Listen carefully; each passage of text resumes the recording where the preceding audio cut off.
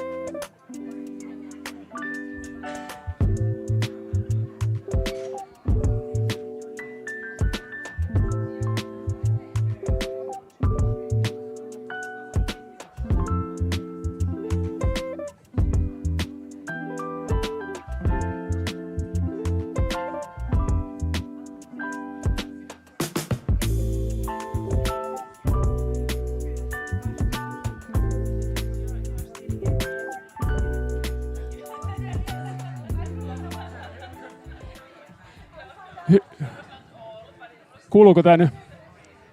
Testataanko? No niin, hyvät ihmiset, juuri ennen kuin aloitamme, niin pyydän kaikkia siirtämään puhelimen lentotilaan. Niin tai pankaa kiinni. Niin, mutta odotetaan pieni hetki, niin meidän viimeinen panelisti saapuu ja sitten ryhdytään töihin.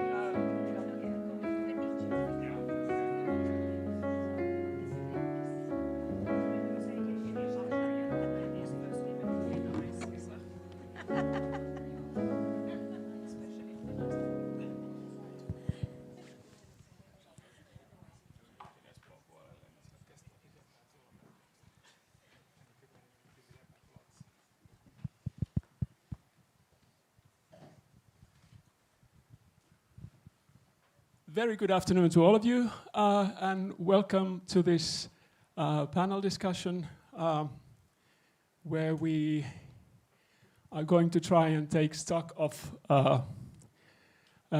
not maybe Europe's future altogether, but to focus particularly on one kind of shift of the horizon or landscape in which research policies in Europe are going to be framed in the near future.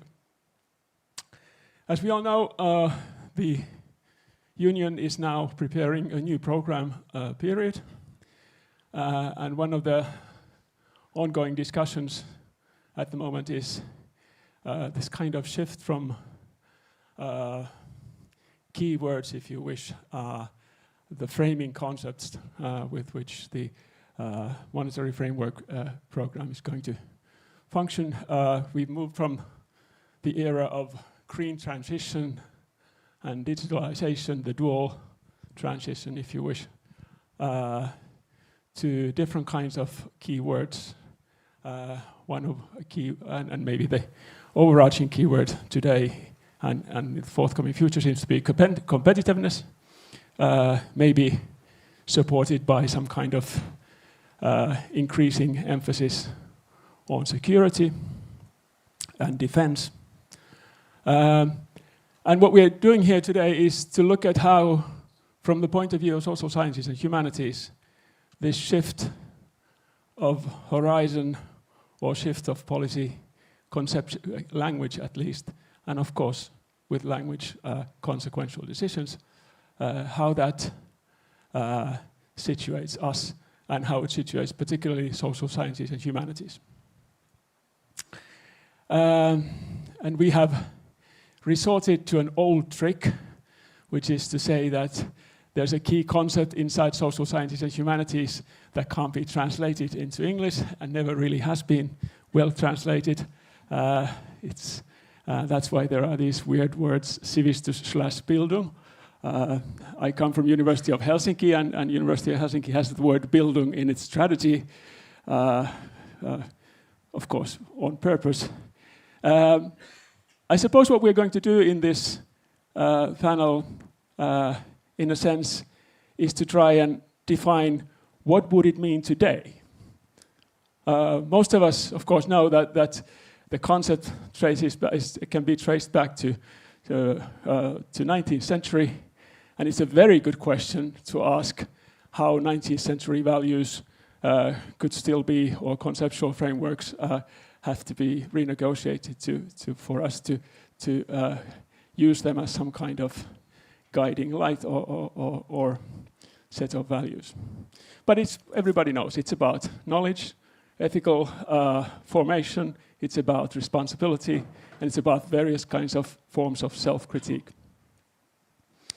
And our question then today is there still room for Bildung or that kind of concept of knowledge production and formative knowledge production in the European Union research policy landscape, where social sciences and humanities are crucial.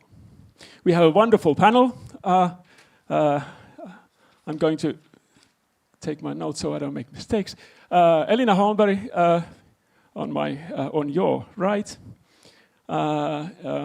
is a senior director of EU collaboration at Business Finland, with a long experience on helping companies and other organizations in innovation management, networks, finding funding, etc.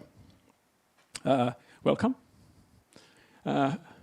Gabi Lombardo is our guest from Brussels today.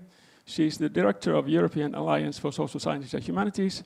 And when she says EASH, she means the European Association of Social Sciences and Humanities, which is the large advocacy and science policy organization for SSH research community in Brussels and in Europe.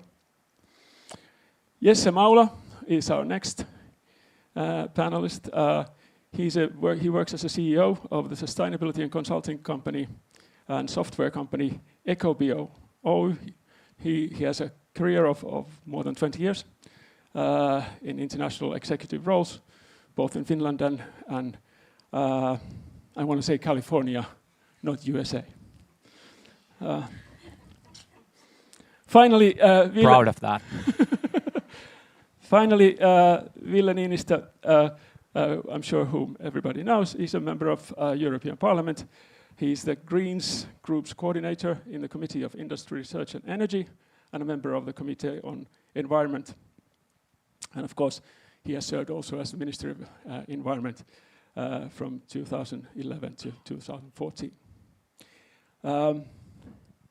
I have asked, in a fairly vague way, the panelists to begin with short remarks, and let's see what's their interpretation of short, but I will then raise my eyebrows at a strategic moment by thinking aloud, maybe offering some kind of couple of examples or reflections on the tension or the assumed tension that is built into the convening idea of this panel. That is competitiveness and the new vocabulary of EU research policies, and the idea of, well, Bildung. Thank you for coming. I'm going to give the first word to Elina, and we will go in the order of the panel's sitting order. Let's start. Go ahead. Excellent. Thank you. Can you hear me? Still closer? Yes. No? Still no? Is it on? Keep it on your chin. No? Yes. Scary. Well, here we go. First of all, thanks for organizing this super important and very timely panel discussion. I'm happy to discuss these big topics. I mean, future of Europe, humanity, society, security threats, climate change, you name it, within these times of super fast technology development. And that, of course, means that we need more societal understanding humans and users and the impact of these technologies on us all, but also on our society as a whole is even more important than ever. And there are so many different levels that these social studies are intertwined and link into technology development and competitiveness.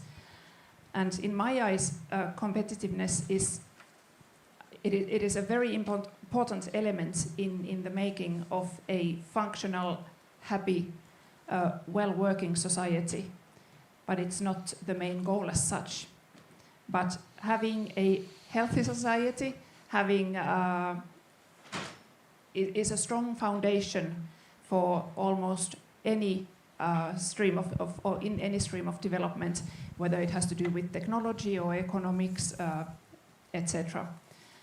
And my background is more working with companies, working with technology development, and it was clear from early on that technologies will not be deployed, they will not reach their potential if the users do not either buy into them or understand them or accept them. So there are all these different levels that we could address, and then there is the systemic level on how we address these.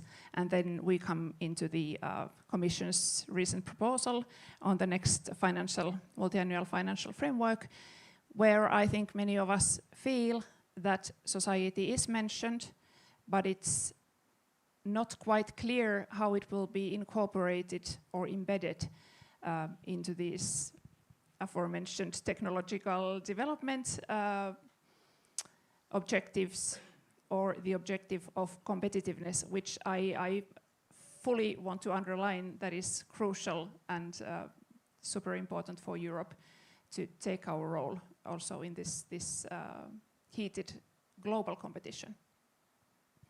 But in short, social studies and understanding the human perspective cannot be ignored anywhere, especially with the coming of artificial intelligence and how it will be applied. It will have a huge impact on all of our lives and our careers and daily work.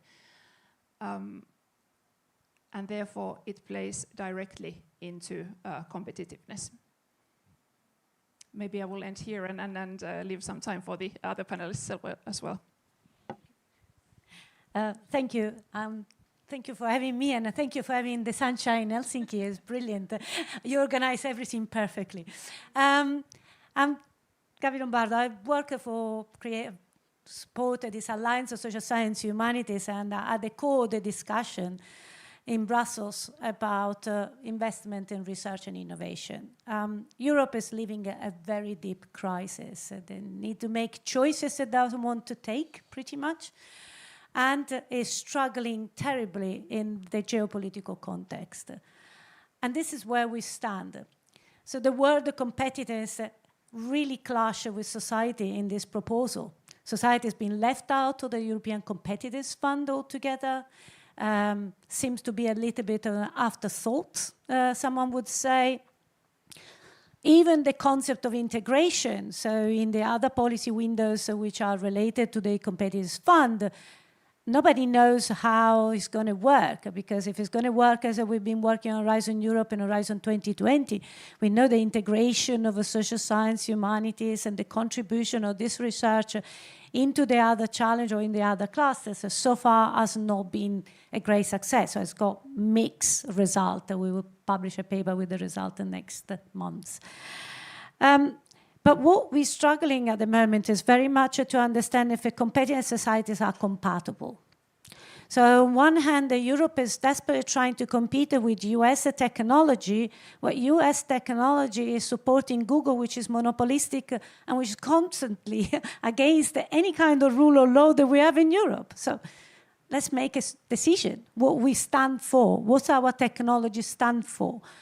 Are we trying to encourage many startups and many companies which have the creativity of Europe, or we're trying to do the big giant like a Meta is in US? Well, we don't know really yet. And Europe seems to be quite confused on making choices at the moment, and that's where we really struggle. And obviously, it doesn't help that the whole fragility of geopolitical situation with the war on the borders. It makes the societies understood in a beautiful report that one of your ministers wrote recently, where defense and security is also understood in terms of civil security and defense, but it's also in terms of resilience, where resilience means, technically means survival. Now, I think we can be more ambitious than that. We don't want a society that survives, we want a society which is active, engaged. We hope so, at least. I don't know what you think about it, but I'm pretty sure that we're quite happy with the idea to be an active society, an engaged society. But this is the problem and the dilemma that we are discussing at the moment. As an alliance, we engage with several ministries. We're having a conversation similar to this one across all the member states. And many representatives of the ministry ask me the same questions. What are we going to do with this SSH in industry and in competitiveness? Are you actually competitive? And my answer sometimes is, well, I don't know, but 80% of the people in Europe are employed in service society, in service sector, which is completely driven by research in SSH, and we're not competitive then. 80% of us are wasting our time. No, just let us know, because we're not sure about that at this point.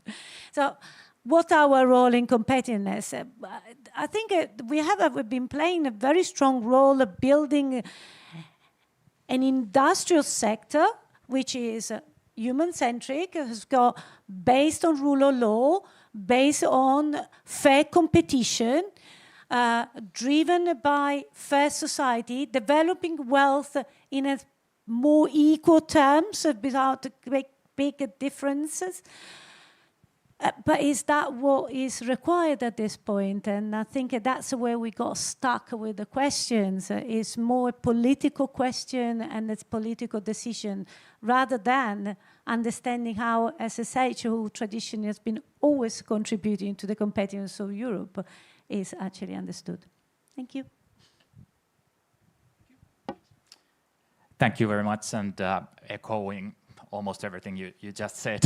but of course, I guess this is a kind of a non-brainer question in a way, that the more complex the world will be, the more education, the more understanding we actually need, just to keep peace in the societies. But then when you look at the kind of morally competitive side, and if you think about the history of innovation, go like thousands of years back, where the biggest innovations always happen, where you have crafted people, and nowadays that means high educated people in the same place, solving great problems. And that's something I think now when maybe some bigger forces, bigger countries are maybe packing up some promises that they made maybe a couple of years back or something like that, there is an opportunity for Europe right now. So for example, in AI or in green technologies, now when the US is not necessarily doing all the great things at the moment, we do have an opportunity. But we need to take that seriously and also look at the kind of regulation that we have here. I totally agree that we need to regulate things like in the greener side, so no question. But then there are a lot of things that we can cut some regulation and maybe be a little bit more lucrative for the companies around the globe, be here and be the hub of innovation for the next generations. Thank you. Okay, so my background is I have an MA on contemporary history, and my focus in my studies was Russian foreign policy and how Russia uses geopolitics and energy as a tool of its foreign policy. And this was over 20 years ago. So if you're asking me if is this relevant today, I would say very much so. And it was relevant already before. Many more people should have read these kind of things. We wouldn't be in such a mess today.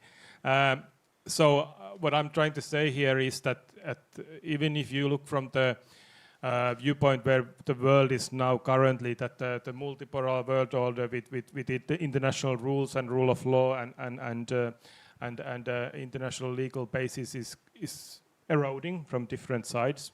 US is not really following it. It's leaving WHO. Then we have the attack on Ukraine by Russia. We have China that's trying to create its own kind of like new kind of a colonial system with resource dependencies on China. So the erosion of rules-based international system is a real problem. So in this context, if we talk about that Europe needs to be more strategically autonomous, we have to create competitiveness. We also have to work for the values that are important for us and try to make sure that they are upheld in the world. So that means that we need to create alliances with partners globally that can still support free trade with more focus on human rights, labor rights and environment. And I mean, all these kind of things, you need broader understanding, you need broader cooperation that's very narrow understanding of competitiveness. So I think the biggest challenge is for EU agenda, whether competitiveness will be interpreted narrowly and security interpreted narrowly, or whether they are being understood broadly, that they come from a society that's robust, that has educated citizens that can, are alert to disinformation and these kind of things. So that also applies to what we fund in research and science. And I would also say, having worked over 20 years also with greening the economy and environment and climate, you have to be very anti-scientific if you don't understand how core environmental agenda is for the competitiveness of the economy for the future as well, because the cost of climate crisis and the cost of inaction is a lot higher already today than doing actually a climate action. Just finally, two short remarks that can help in this regard in EU. One is that when we look at the EU funding programs, Horizon Europe has been funding more social sciences and humanities than before. But EU funding programs historically have been quite technically focused. So they have been broadened more to societies and humanities, social sciences and humanities in the later period, so in the last 7 years and 7 years before that, I would say. If there is a push for a narrowing of the scope, I think this kind of like background helps in the sense that social sciences and humanities have been worked in and people understand the added value of having them in there. So it's a new development in EU. Nationally, this is a bigger problem in national research funding, that we would lose out on those. And another point I want to say is also has to do with AI. When I work with industry committee and we meet researchers from around the globe and CEOs of companies, they say that all this development on AI and digitalization and automatization means that we will need more skilled, more broad-minded workers in all layers of the labor markets in order for them to bring something to the table that AI can't bring.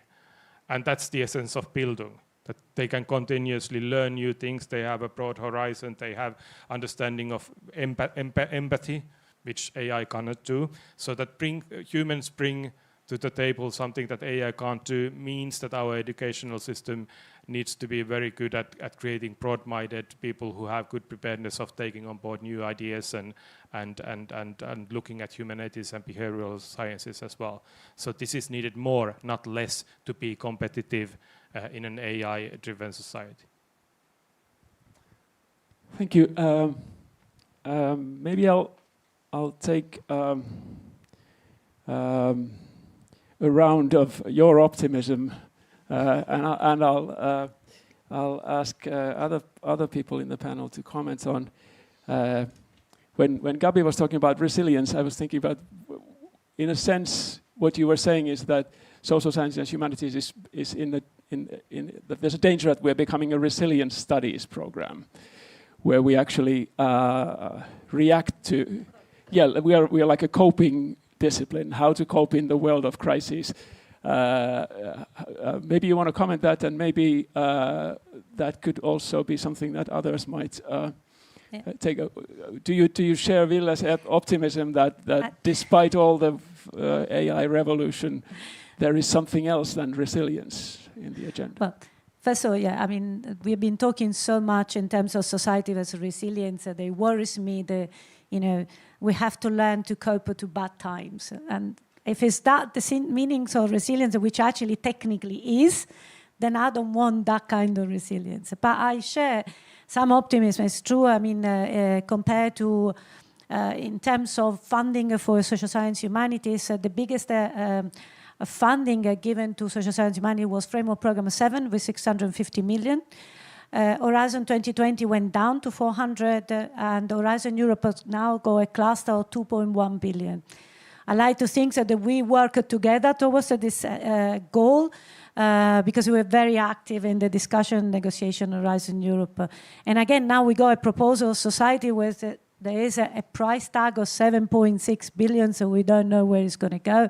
But at least there is some understanding that at least the core disciplines and the core thinking, the core messages that our research produce is still extremely relevant and not in the resilient mode as yet.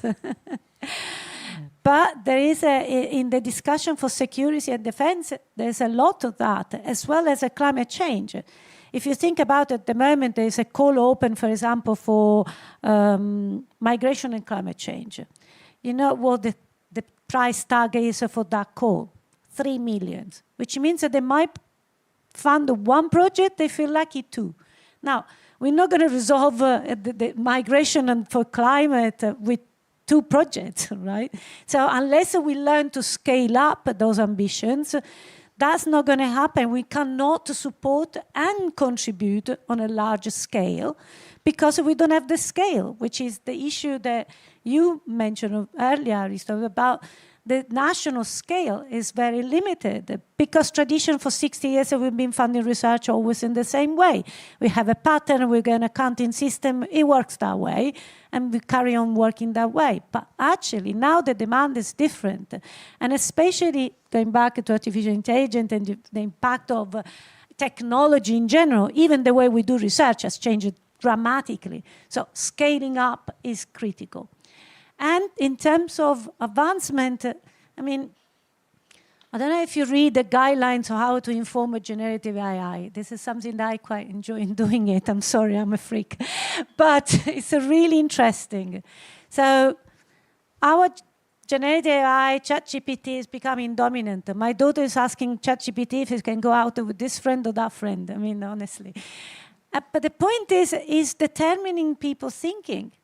And in February, I was preparing a conference for a group of French universities, and I look at what the Trump administration did with the social database, which database have been kept terminated. I had a very detailed description. I had a number of information, really good. In May, I did exactly the same exercise, exactly with the same question. And my answer was, well, Trump administration is not deleting social database. The funding can be revised, and therefore this has been reallocated. Well, it's a different story. And if I didn't have the knowledge myself and I didn't have the experience of the previous example, I wouldn't know the difference. So one of the things at the European level we really need to strengthen is to make our own generative AI. Mistral is working on that sense in France. But how do we inform our generative AI? Because our generative AI is going to be informed by your research, by our research, but randomly picked. And so what are the criteria, what are the algorithms to do that? And this is critical for our next generation and beyond. Sorry, I talk too much. Yeah, if I just comment shortly, and this is more maybe not on the optimistic side, sorry, but perhaps realistic. So I fully agree with what you said, and I think that if we don't have a society that is well educated and capable of critical thinking themselves, then these AI threats and other will erode our democracy, and which is unfortunate that it happens so easily and quickly. But this is a real threat also to be added in the list of threats that's going around, and therefore we need also pure social sciences and studies on humanity, because, and this is reactive again, I'm sorry, but this is quite urgent from what we see happening around the world and how other continents are trying to weaken us using these unorthodox ways. Any intentional weakening is not nice, of course, but this happens so quickly that it is a completely different game than before. And the only way is to have a well-educated, society capable of thinking by themselves and focusing on research and studies on how we can do that. Yeah, I think this AI is actually a great example because it really changes our everyday lives and will change even more. And the question is that why there is no European companies leading this change. And yes, we all know what Google's and all the big guys in the States will do with it, and they play with a little bit different fundamentals. So there is an opportunity to actually build something special, build something more basically ethic version of ChatGPT or however you would like to build it. But that's a kind of a good question, why we're not there. And what maybe EU can do is to build some frameworks, but that's about the companies who are basically actively working here in the Europe. And I truly believe that if we can build those hubs that I mentioned earlier, where super smart people working together, we can beat the States easily, no question. But I guess we're lacking a little bit of vision here right now. Well, I think it's what Elina said was same as I said but from the negative viewpoint. I said it from the optimistic viewpoint, but this is the same challenge. So what we need to do is to make sure that we avoid trapping ourselves into such narrow-minded thinking on what we finance, that democracy, educational levels and broad-mindedness and all of this that make like the Finnish society especially strong, that they are getting weaker and weaker by every day. I actually come from a generation that's been educated best in Finland, those who were born in the late 1970s. We have had the best funded education system throughout our age development, and this was also the generation in the early 90s, and I had good friends who did the best code in the world. So they were young nerds who were 15 or something, and they did this code, and when they went to universities, they noticed that their professors didn't understand anything about what they were doing because the development was so fast. But I have a theory, and when I've talked to these people, that I think actually the Finnish funding of elementary school in the 70s, that everybody got a proper elementary education, 12 years, and the libraries and like that there were information sciences were included in elementary school. That was the thing that pushed these people to, they got a chance to learn something really new. So we should be open-minded as societies when we educate people, that give them, glimpses of something that you can go into this direction. There's something exciting, something new. And if politicians narrow funding, all the excitement is out of the education system. That applies to education, but that applies also to research. So we should understand that competitiveness, if we look for competitiveness, it's something totally different that the companies say. I'm sorry, but maybe you are a smart CEO, but some companies, like especially the big industrial companies, when they are asked what education or research they need, they say what they need in the next few years. But that's already too late. Education and research system has nothing to do with that. Education and research system brings something that they will need in 10, 20 or 30 years. And if we would narrow our scope too much, it's also bad for companies and their competitiveness. And I think people are more and more understanding this also in the business community, that you should allow research to have more freedom. And them, the best scientists know what is the best topic to look at. And then I come to the real point here as well. Excellence has to be the basis of how we fund science, and it has to be peer-reviewed. And there is a big risk also that this is eroding, that politicians start to say what should be funded and what project names are okay. We see it in the US. And this is even a bigger problem than the concept of competitiveness itself. I don't think competitiveness is a problem. We just have to understand it broadly. Okay. Can I just put a little bit of a spanner in the wheels? Education is national competence, no European competence, number one, and that's the first problem. I just love talking about education. No, I know, but it's fine. It's fine. I'm not complaining at all. And we don't have a 28 regime. So we can capitalize for collective power in terms of companies have to file for example, license and for each member state in order to be able to trade. Patents have to be filed 27 times. Well, what's the point? We need more Europe, do you think? I mean, I'm doing the role of the moderator asking questions to the panelists. I always got this bad habit. I'm very sorry. That's why we invited you. Yeah, thank you. The other thing is, I totally agree. Research priorities and research and innovation priorities should be having in the driver's seat scholars. Why these scholars are losing their driver's seat? I mean, this is another question. I just ask you and see if we can get out of it. Because this is a problem. We can constantly lose the driving seat where policymakers said, oh, but we've got immediate needs and science is our magic wand to resolve our problems. But it's not. We know the science is not about that. Science is not going to provide the solution when you ask for. Science provides an ecosystem of what to think, and that's what it's for, and that's what it's meant to be. But why it become an expression of policymakers whinging and worrying, and it become them to set up the priority, which is the main concern around the European Competitiveness Fund. That eventually, it will be policymakers to decide on all the priority of research and innovation. At that point, I'm happy the society stay out of it, the trouble. If I may shortly just react to this, the Commission is a problem in that. The Commission wants to control the power because they are the executive branch. They love mingling with all details. But the Parliament is on your side on this. So Parliament has the report we made, a draft report, the own initiative report on how the new period should look like. And we very much emphasize bottom-up research and excellence and scholar-driven funding. So we want to minimize the role of Commission in the details. And this is something we are going to fight for in the rules for the next funding period. Yeah.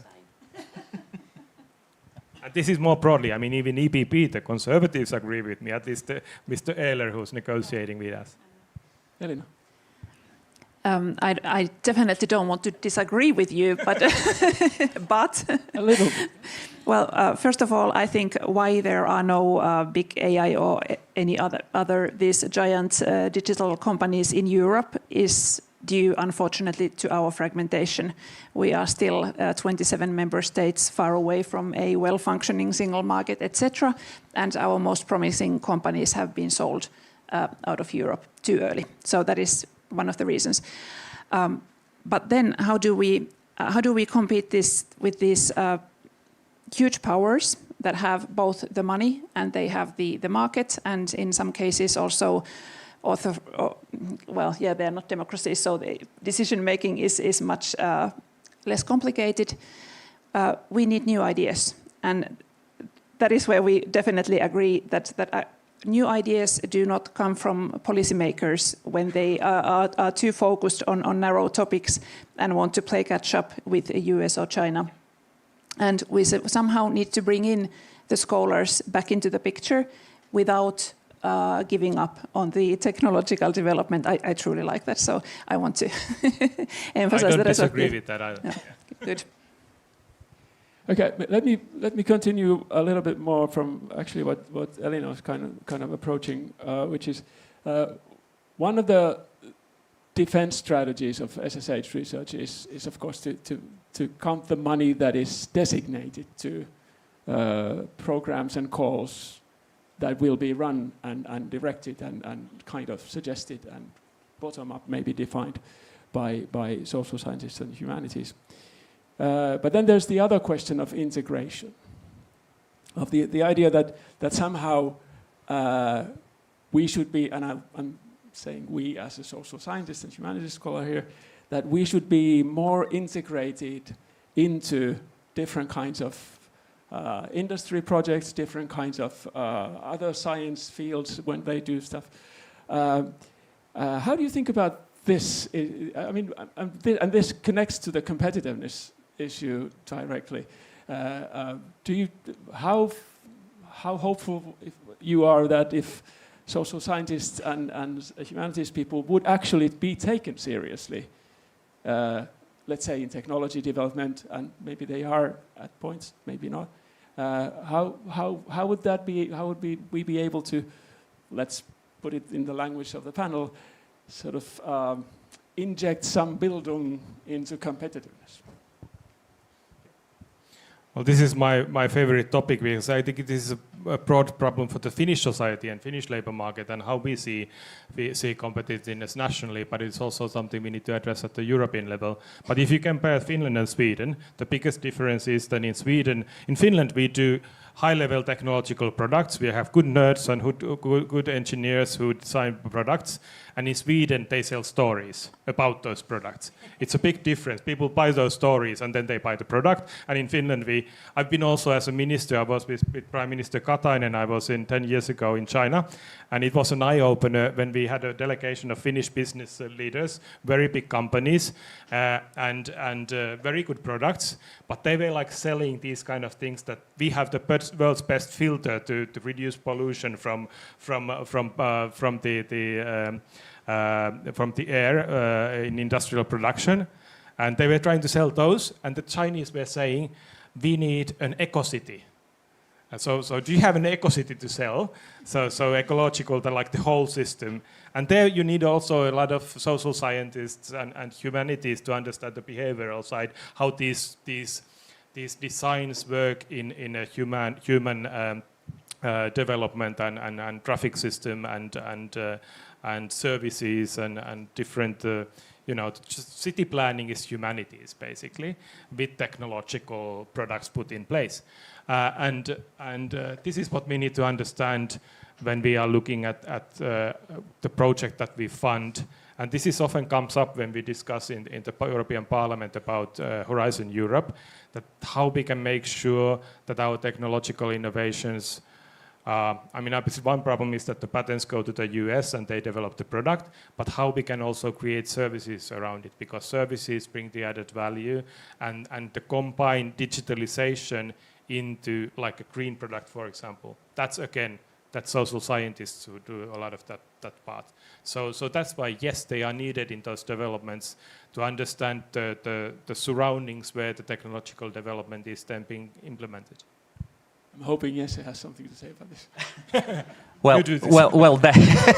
so I agree, especially here in Finland, a lot of the CEOs has some kind of engineering background, and that's very logical to basically think like your peers in a way. But I think it's also changing quite rapidly here in Finland. But if you compare it to, let's say, mid-Europe, UK, even if you are an engineer, you most likely did some kind of a bachelor in history or philosophy or something. So there is a total different DNA over there. And when this is said now aloud, I think that it's also something that we as a social scientists, we need to earn the place to be there on the boardrooms. And I've been serving a couple of Swedish companies lately as a CEO, and if they have their kind of company days, there is always some kind of social scientist speaking about where world is heading or something like that. I don't see that happening here in Finland. So there are a lot of cultural things, but I think that there is a need. There is a very, very big kind of ask from the company's side right now. Explain how the world is developing. What is the kind of a role of the kind of end user or end customer or whoever we call it, like more like a human-centered design. And there is a need. We just need to take that place. We've been working on the integration, the other European funding programs, and we see that there is a very uneven uptaking of the integration story. So if we look, for example, at, and this is a database that we will publish next month, we assume that once social science is deeply integrated in the project, then it will publish something in their own outlet. So geography being one case. And we can see that, for example, for environmental and climate change, the publications from social science research in climate change project go up to 7-8%, which is a fair amount if you think there is a multidisciplinary project. If you look at the health cluster, the publication from social science and social scientists working with the health programs are endless. But the number of publications is around 0.01%. Okay, so clearly they're not doing much in there, or at least they're not integrated for the knowledge that they bring to the project. So there's clearly a very different understanding of the contribution of this research in different fields. In AI, there's a lot. In environment, there's a lot. In health, lack of understanding completely. There's also certain lack of understanding ab origine when this program are thought about it. I remember when they set up the missions, which were not necessarily research-related oriented, but they've eventually become so. They set up the boards for the missions, 5 boards. There were 64 members of these boards. 40 of them were academics. How many were from social science, humanities? Well, 0. Because of course it's understood that if you're doing urban planning, you can have the mayor again to understand better than the dean of a geography faculty. So there's really an intrinsic misunderstanding about what this research produces. And this is our fault. I mean, by all means. I can say here very clearly, it's our fault as a community research. Totally agree with you. Many engineers have got very good social science background. They do management. They do social behavior. Social scientists that do engineering? No, joking. It's complicated. Just leave me alone. I got my own complexity. I mean, I'm joking, but there's the attitude. Now, we really need to learn a bit of maths. I mean, I learned to do computational studies, and I have to say, it takes the hell out of me, but I do it for the sake of contribution. And this is the other problem of integration. So on one hand, there's a real misunderstanding of what we bring to the table. On the other hand, it's very often we don't want to bring to the table what the other one wants to eat. And so we keep it for ourselves to a point. The translational research is unheard in our world. Team science is unheard in our world. We still, many colleagues, and I go in alliance with 70 institutions, I know them all, and many are still thinking, I'm happy with my laptop in my office, honestly. What this team research is about. And we don't have the funding to do team research. The scaling up I was talking about earlier. We've never been funded. We've always been funded bottom up. I'm part of European partnerships on brain health. And I'm the scientific committee. Other colleagues are working on it. My colleague is working on children brain development. She's got 15 case studies. She had 20,000 euros to do that. A colleague in life science has got 150,000.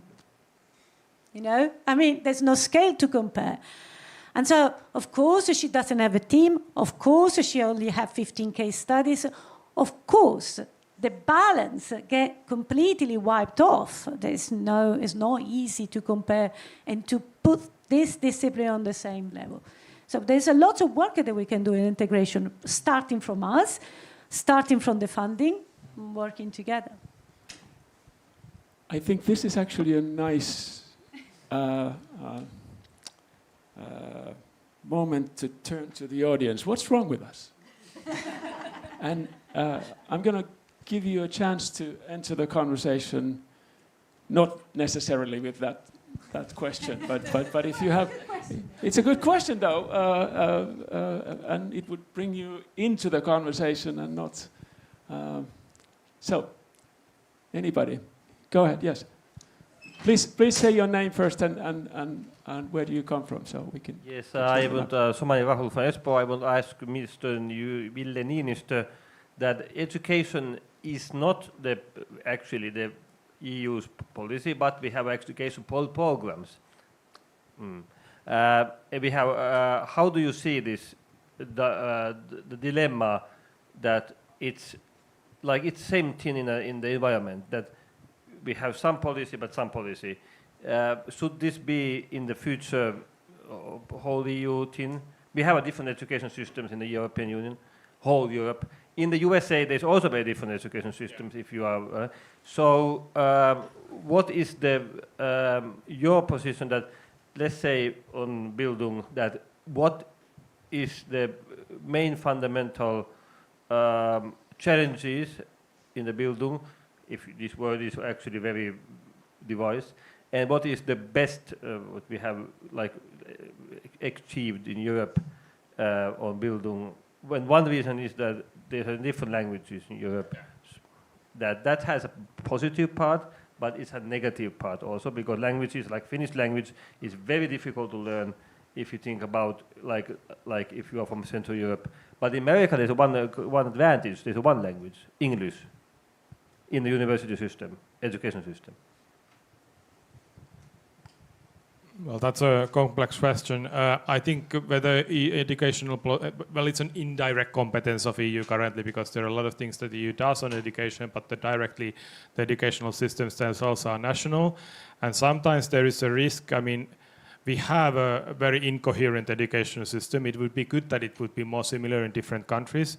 We've worked with the Bologna process for 25 years trying to get a higher education system that looks somewhat similar with degrees, and it's not yet, there. It's still. It looks similar.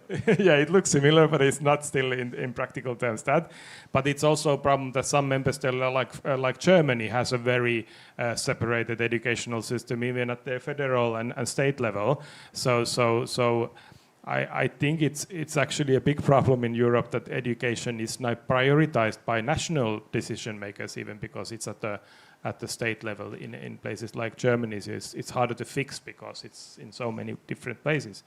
Having said that, I think EU should bring something additional to the table without making a new level. So I'm actually against EU starting to give out degrees and stuff like that, because we get a more complex system, not more simple system, if EU would do more of that kind of educational policy.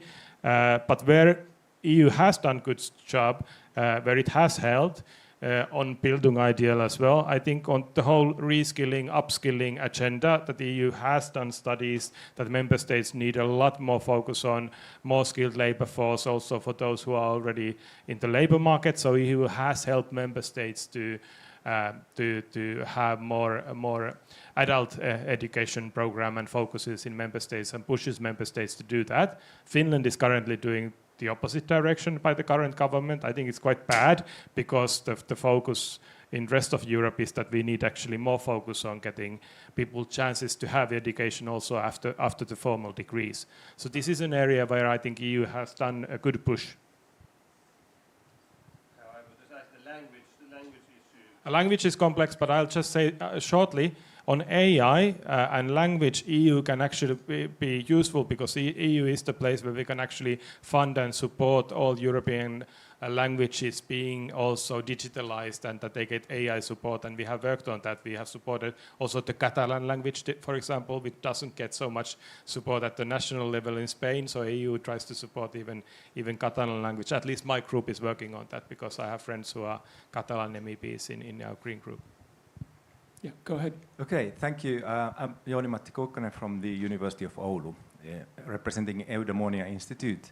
I'd like to talk a little bit more about Bildung and Sivistys. And I presume one of the problems is that it's very difficult to translate it into English and then explain what it actually means. So nevertheless, one would like to defend Bildung, Sivistys in the Hegelian, Snellmanian way, but I understand that may not be very easy strategically.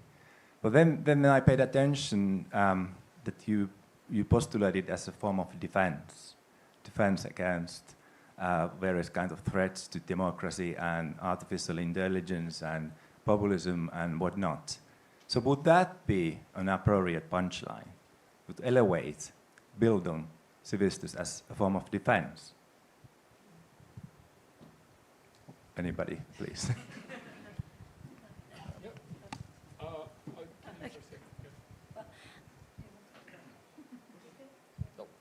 Well, yeah, so if I start, hard to argue with that statement, I guess that's the problem. And that's one of the essence of this discussion. And if we really would like to have everyone in the Europe understand this, we need to go much more concrete.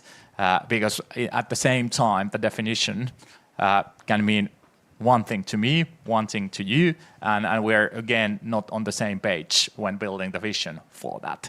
And I think that's the kind of a little bit problematic aspect of this discussion. The other problematic side is that there are not many people who believe that. And, and that kills a little bit the mood, I know.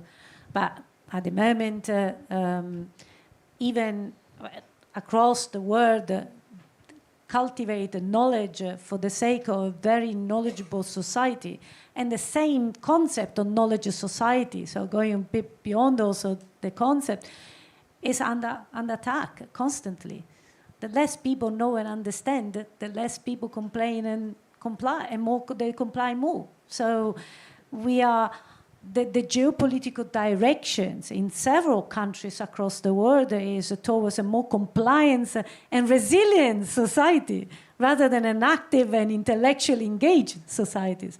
So before we even go as far as you want to go, we need to make sure that everybody agree that this is exactly the pathway we want, which goes back to my first comment, that Europe is in a crisis. It's unless you deeply believe that this is our pathways.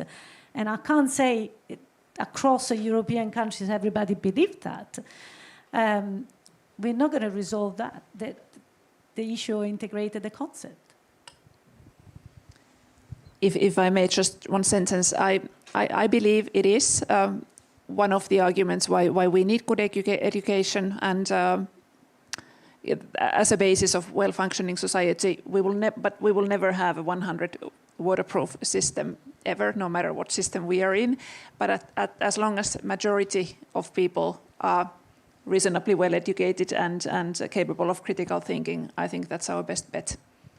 If I may shortly say also, Sauli Niinistö's report on the preparedness for the EU had aspects of Bildung in it because it emphasized the need for education for all to protect us against disinformation and protect of democracy. So I think we Finns, we have this now, the people in the European Parliament also know that Finland has this broad understanding of security. So we can try to push forward the Bildung ideals also within that concept. But we have to be careful that security doesn't hijack the whole debate, because some of Bildung ideals have nothing to do with security. So it's part of the defense, but we need to also have a kind of like not just a defense agenda, but also a progressive agenda for Bildung, and that's going to be more difficult. And if I can throw a piece of data in the discussion, I haven't done systematically, but I'm going to start doing a little bit of data analysis. At the moment, we got already in Portugal one of the lowest number of applications to higher education that we had over the last 10 years. I mean, if this is not a data that worries any of us, then we should really stop and think. And this is not an exception. So I don't have all the picture. I'm going to go and have a look at that just deliberately. But this is a very worrying signal.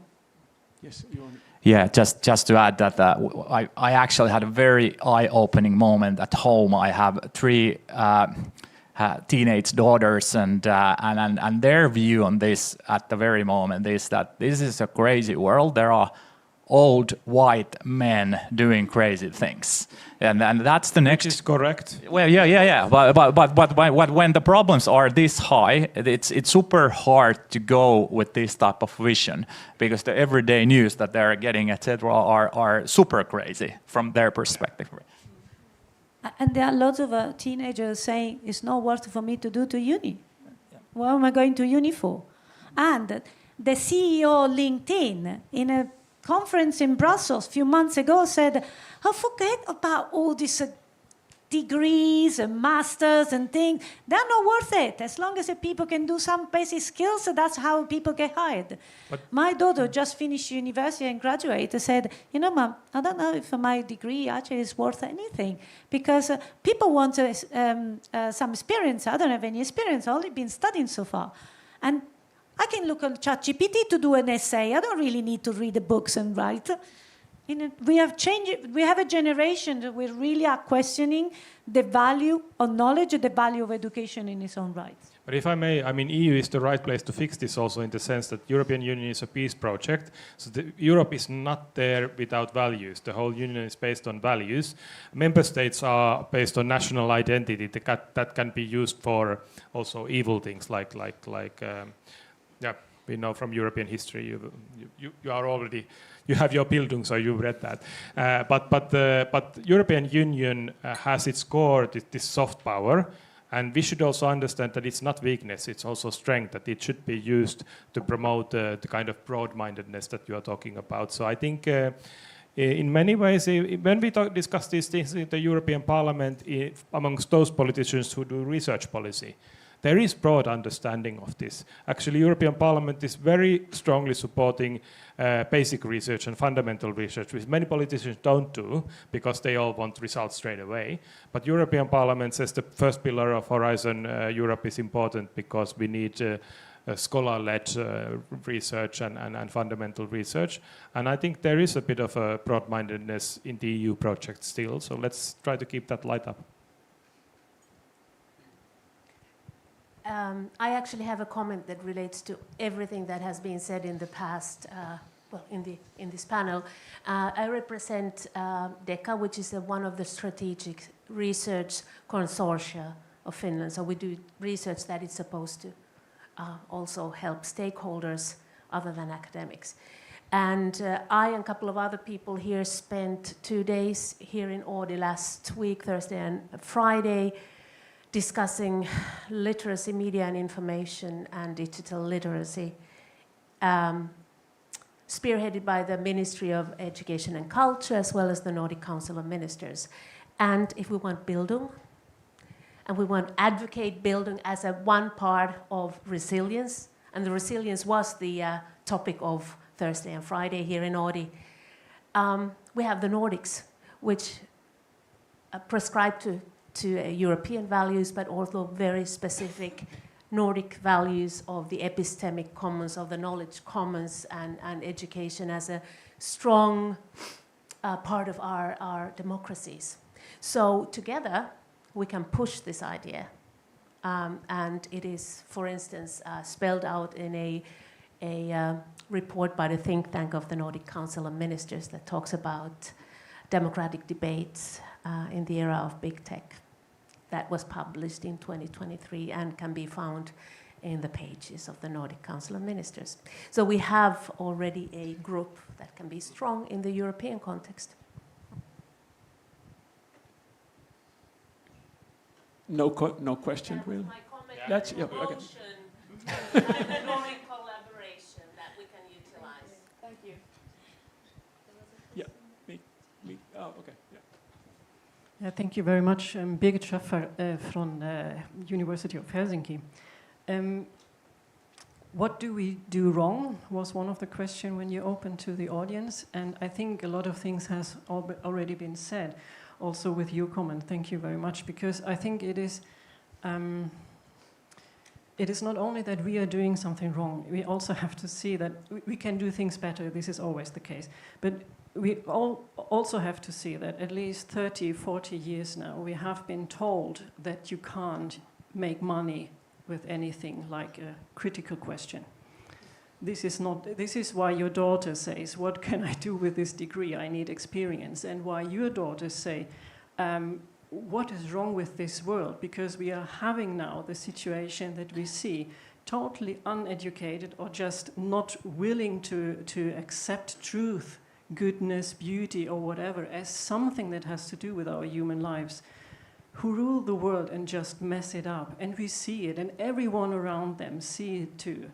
They are lying, and they know that they are lying, and so on and so on, and they just don't give a, So what we are losing is precisely who's needing, actually. Everyone is talking about we need critical thinking, but actually don't want critical thinkers in their team.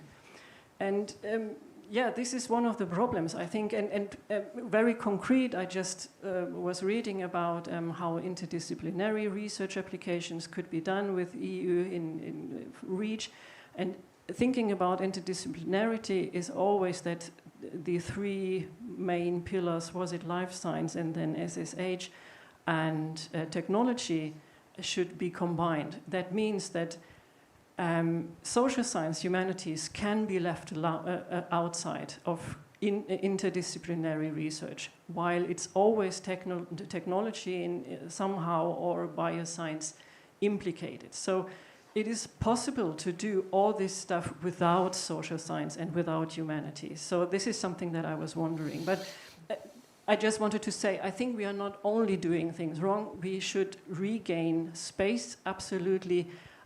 We should work for having more humanistic bachelors for whoever is doing what. I think this is a very good idea. Actually, I don't have a question too. I just want to defend myself that I think we are having. We are harvesting what we saw the last 30 years, and this is just the plain reality, I think. If I may, I've been working on the history of science policy and STS, science and technology studies. We have a system which was set up for investing in research, for funding, which is set up in the 1960s, and it goes across all the OECD countries, so it's not just a European problem, it's quite a wider problem. And is based on an accounting system. So basically nations have been encouraged to make sure the research is a product of, is meant for economic growth, and is structured in a way that technology will change our economic growth, which was very much their thinking in the 1960s, post-World War. And there's nothing wrong with it, and you had the massive developments that we had over the last 60 years.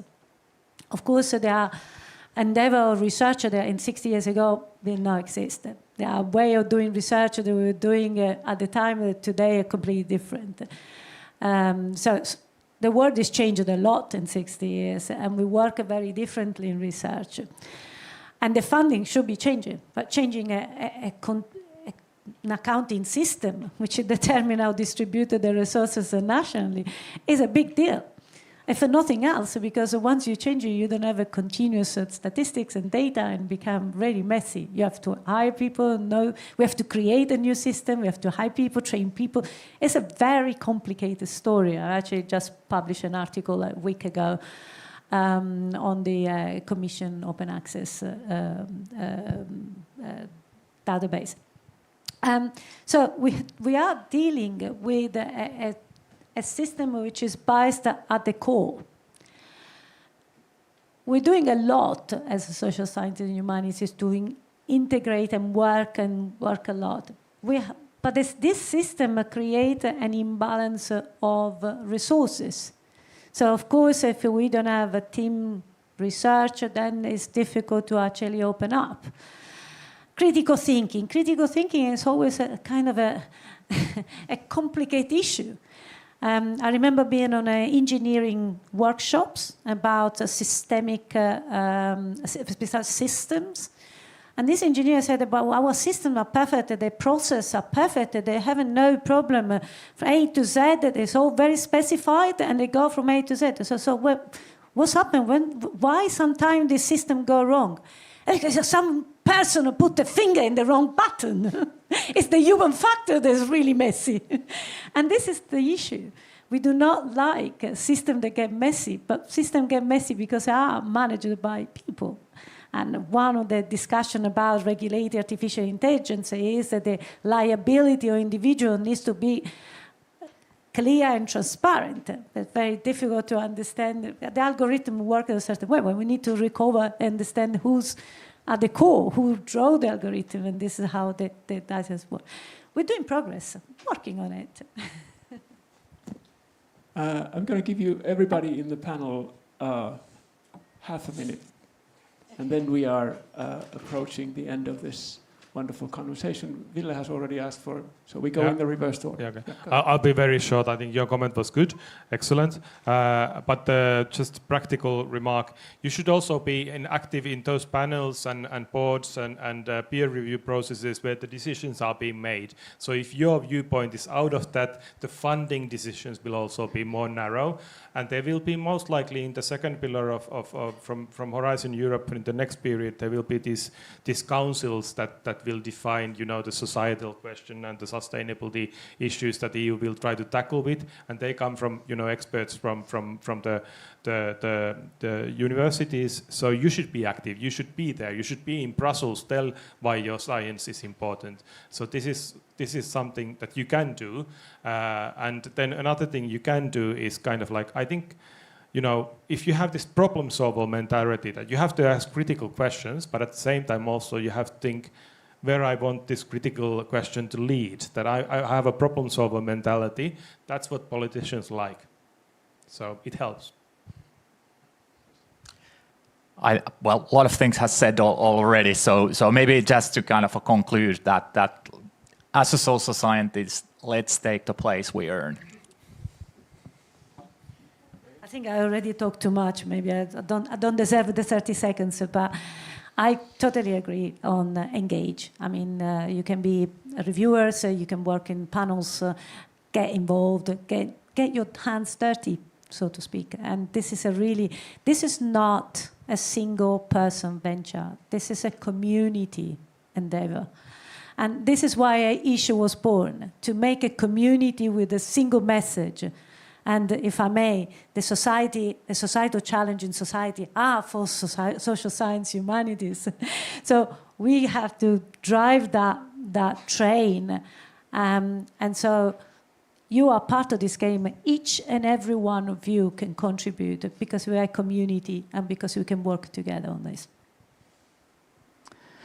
Indeed, a little bit difficult to come up with something new at this point, but wonderful points, wonderful questions, and a really good comment, the last comment that was made. And nobody likes criticism or critical thinkers, but if we can just raise the level a little bit and have this conversation even on critical aspects based on facts and not on something that somebody said on YouTube. And also, we are not doing everything wrong. We are doing many things right. And also, the other global powers will probably face societal consequences on things that are going on now. So it will be very interesting to see how things will evolve in other regions as well. So not all hope is lost for sure. There's plenty that has been done and plenty that can be done. Thank you. Okay, finally, I want to thank you all for coming, and I think the end message here is really simple and quite practical, actually. Let's get back to work. Thank you.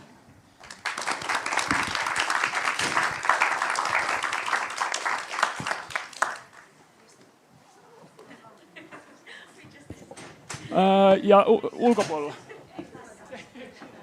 Täällä on kahvia.